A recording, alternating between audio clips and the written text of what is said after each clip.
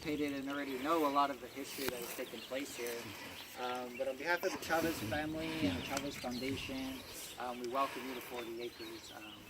We have a lot of plans for this place in terms of restoring and building new facility here, kind of making it a very nice museum to honor all the history that has gone on here, and also as a way, as a community place for people still to gather and create more change in our community. So we are working on preserving and protecting and also building on these grounds here. I think there's some presentation stuff that we have for the planning. Do we have any of that? Yeah, we have like a 10-year planning. Okay. So that's some of the stuff we'll be able to share with you as well. Kind of a quick overview, 40 acres of land. That's where we get the name of 40 Acres. Richard Chavez, who was Cesar Chavez's brother, was out there one day, and he had set up a meeting without Cesar knowing, because Cesar was really stingy with his money. He did not want to spend anything. And that kind of goes back to his roots as a child growing up, not having a lot of money. So when he decided to start the union, he always told everybody that the people that are paying into this have no money. We can't go be spending it on frivolous things and buying what we want. We have to live how they live so we know the plight that they are in. And so that's where his tight spending always came from. And so Richard knew that Cesar wouldn't have wanted to have sprung for the land, but Richard knew in his mind that this was a very great opportunity for them.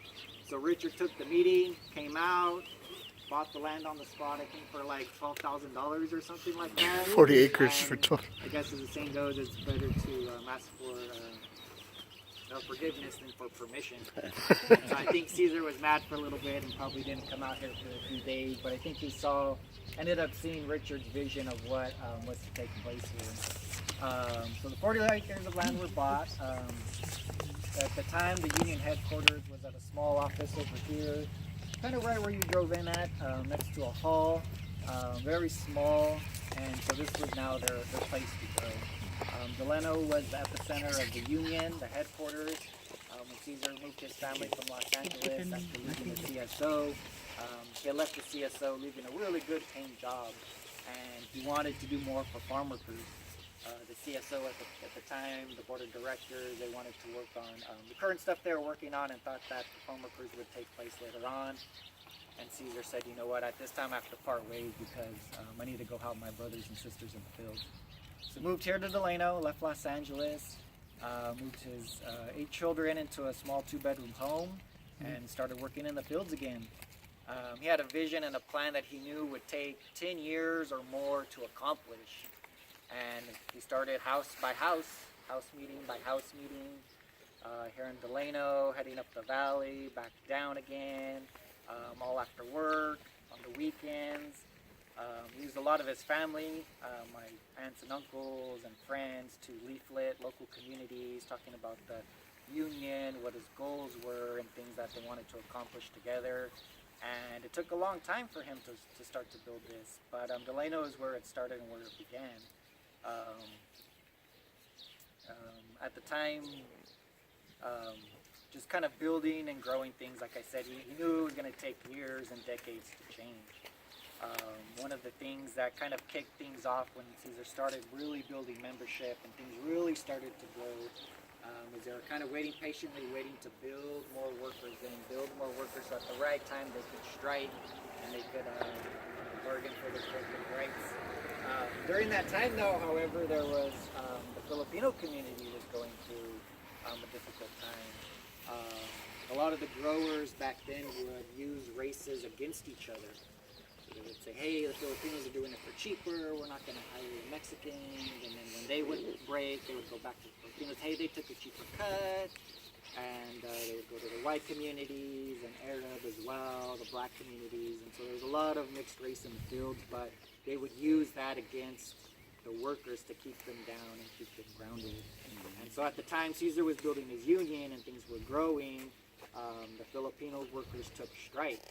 And Roger, is Roger here? Yeah. Roger, do you want to kind of jump in at this moment? I'll have my spiel later. Okay, so at that time, the Filipino workers were at the breaking point and they decided to strike. I think at the time, both of them were both still building their unions.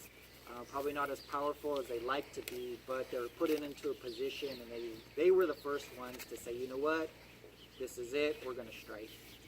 They talked to the leadership of the union, the United Farm Workers, and they started to join forces. They worked together. Some of the board members from the Filipino Union joined our union, and it created a new union, which is now the United Farm Workers. And so you could see at the time that people were feeling segregation, it really takes people standing together to make that change. And without that happening, two people combining and communities all joining together, then you're not going to be able to create that change. And so that was the start of something very, very important, to the history of this. Is what kicked everything off. That ensued the first strike in the '60s. It went on for years. A lot of the workers weren't working. They had no money for the family, no foods to feed them. But union members, volunteers in the community were providing food, doing what they could so that they could get by. And this went on for years and years and years. And you could tell a lot of the hardship that went on to this to start and kick things off. All started here in Delano, a little town, community banding together, mixed races collectively coming together and creating change. And that's how what really kicked and started everything off here in Delano.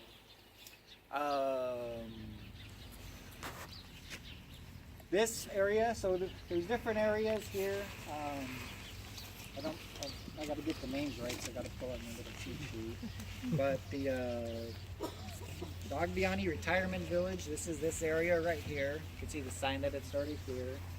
Up there in the front, which you'll probably drive to or maybe walk over if it's not too muddy, is the Zapata Service Station. Kind of behind here, you'll see another building is the Roy Ruther Administration Building. And then also behind that is the Tronas Memorial Clinic. And then as well as the Richard Chavez Memorial Park there as well. So those are kind of the main areas of the 40 acres and how it's changed and developed. Like I said, they had came out here. This was their first big piece of land, kind of starting things off strong. I believe they started off building the service station there in the front. And so what that was for the union members and people, community that participated. It was a place for them to come and work on their cars by themselves to help save, labor costs. A lot of the mechanic labor costs was costly on them.